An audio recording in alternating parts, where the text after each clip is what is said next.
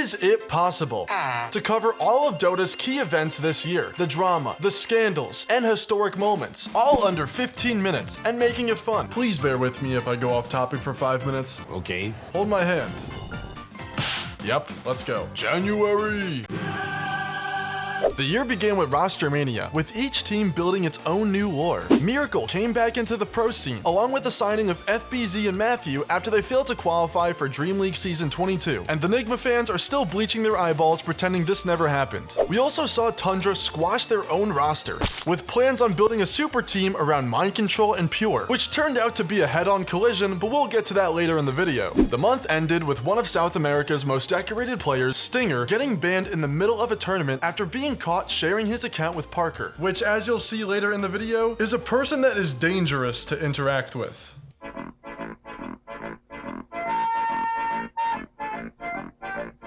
The month of February was action-packed in the Dota scene, with the Falcons winning the first Tier 1 tournament of the year, Bet Boom Dacha. Along with this was a 1v1 tournament, where star mid laner Nisha would, not surprisingly, take first place. Interestingly, however, Liquid support player Boxy would get 4th place. And what's even crazier is that Liquid's coach, who was also in the tournament, managed to beat Kiritich, the carry player of Virtus Pro. And looking at the bracket, Kiritich beat Quinn. So going by rules of math and science, I think this means that Blitz is better than Quinn. I'm sorry, I don't make the rules.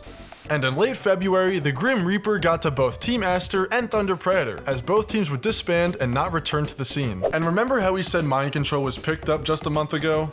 Well, you can forget that. When Mind Control joined the team, he thought he would be the captain, but he later realized that that would be going to Pure, and he said he was fine with that. But what really drove him over the edge was Tundra signing Moon Meander as their coach, followed up by Zai being the general manager. This made Mind Control feel powerless within the team, and because of that, he wanted to get out. Mind Control has yet to find a permanent team to call home, so Secret, if you're watching this, give my man a call.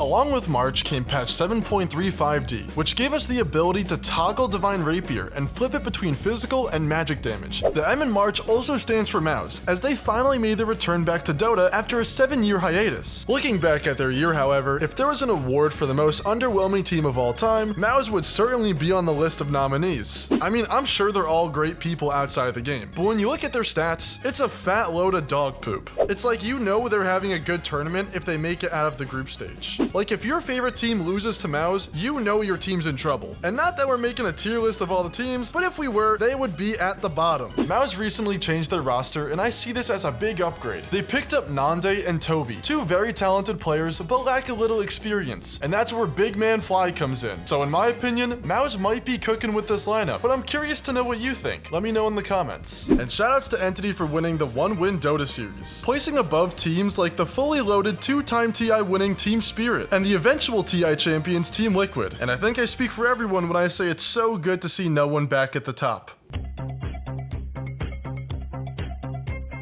In April of 2024, the integrity of Dota esports took a huge blow as Taiga, one of Dota's most beloved players, was caught in a match-fixing scandal where he bet thousands of dollars that his team would give up first blood. One of the funniest examples is right here, where you can see Taiga just flat out running it down. In this very moment, the only thing that stands between Taiga and $10,000 is making sure that he is the first one to die. He's searching hard for the enemy. My man's is out here begging for someone to take his life. And if you missed it, he even sold his boots to make sure that if the enemy catches him, there is no way he'll be able to escape.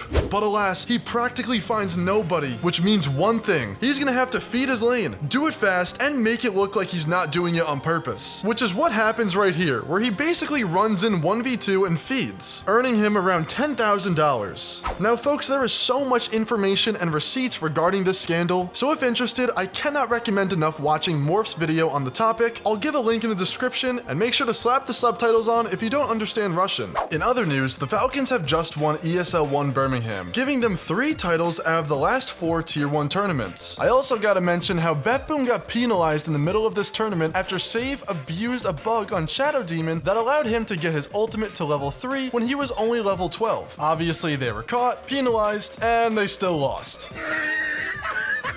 And quick shout out to T-Gov for busting out this amazing IO cosplay. Well done, sir.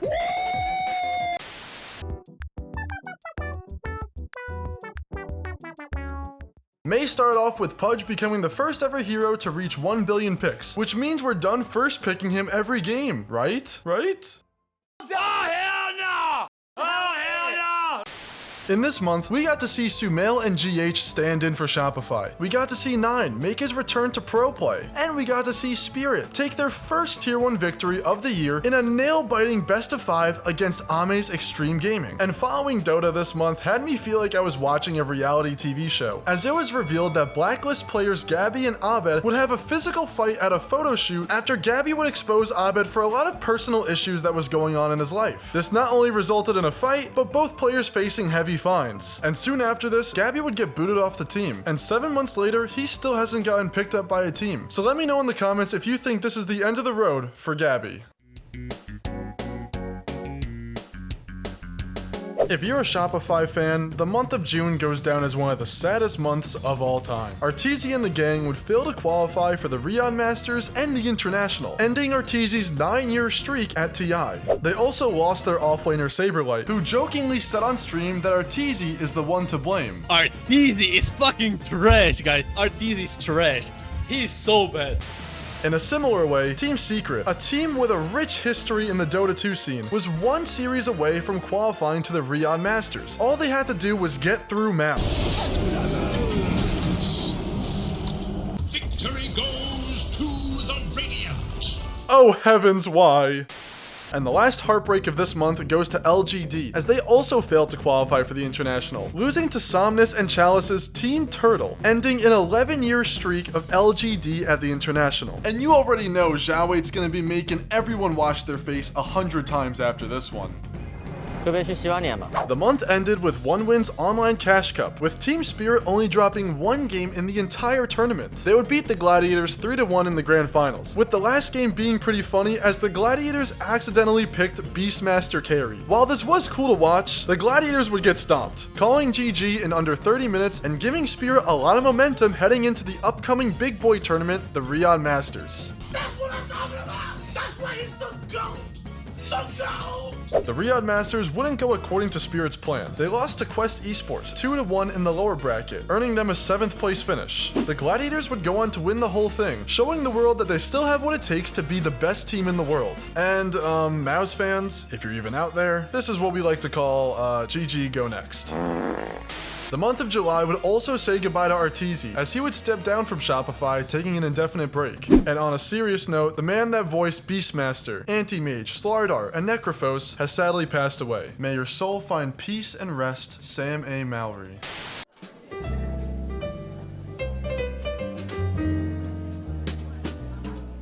A lot happened in the month of August. Medusa got a stun, Iron Town is back, Philosopher's Stone now self-destructs if you use it too much. Player-wise, OG would finally get rid of Misha, Secret would drop Crystallis and Boom, and Talon's offlaner WS has become the first player in the world to reach 15,000 MMR. We also had 2 tournaments go down at the exact same time. I made a video on this back in August, which I'll leave a link for in the description. But in summary, Liquid beat 1win in a butt-clenching best of 5 grand finals, where the crowd was so hype, so I can't recommend enough you go back and watch the grand finals if you haven't seen it. And as far as the other tournament that went down, Nigma had their best showing in what feels like years. So Kuroki, thank you for not playing in this tournament.